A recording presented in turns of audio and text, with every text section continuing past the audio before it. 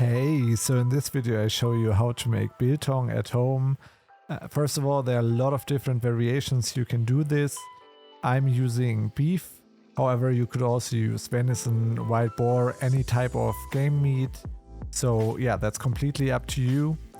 Then for the meat thickness, a lot of recipes call for super thin meat. You can do this, however you could also use thicker pieces, completely up to you. And then also don't be scared of the fat. It has a good taste, so yeah, you don't need to use lean pieces only. So yeah, you can see it as a type of ham making, so do your own variations, take my recipe as a base and then build your own style on it. For the spices, I'm using apple cider vinegar and Worcester sauce, or however it's called, and then coriander seeds and pepper and some salt and cure.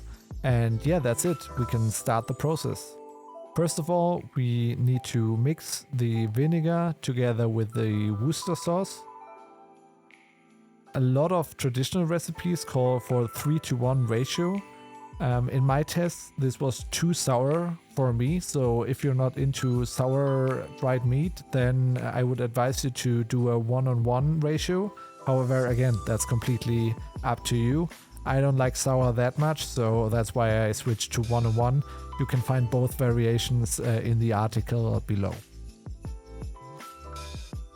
Once we have the liquid, we can pour it into a container and then put the meat onto it, pour some liquid over, put the meat onto it, you see it, and then mix everything together, give it a shake and put it into the fridge for around 3 to 4 hours.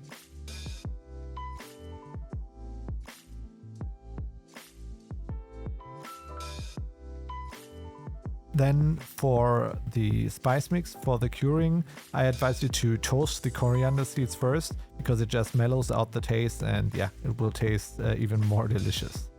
Then once the meat was in the fridge together with the vinegar and Worcester sauce, you can pack it into a vacuum bag and put the salt, cure and spices into it as well.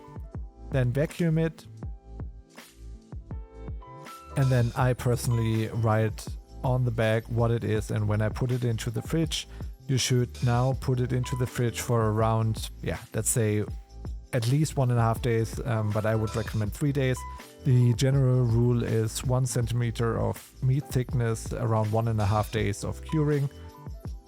And then afterwards you can cut it open and get the meat out. And as you can see, it lost some weight, already lost some water, and now you can rinse it under cold water and then pat it dry. And in the next step we need to dry the meat. There are a lot of options to do this. First option would be to hang it. You could either use a meat hook for this, or you can pierce a hole through it and use some butcher's twine.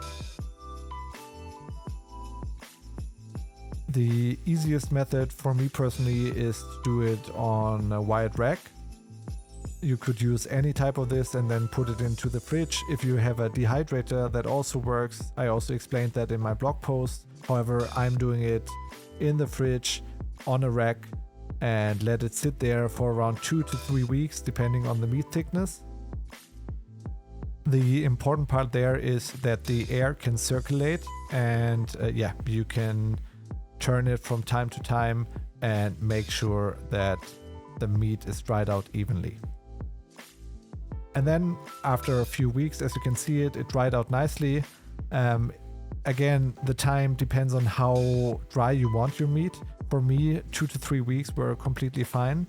As you can see, the color changed and also the structure. And yeah, I would say let's give it a taste test.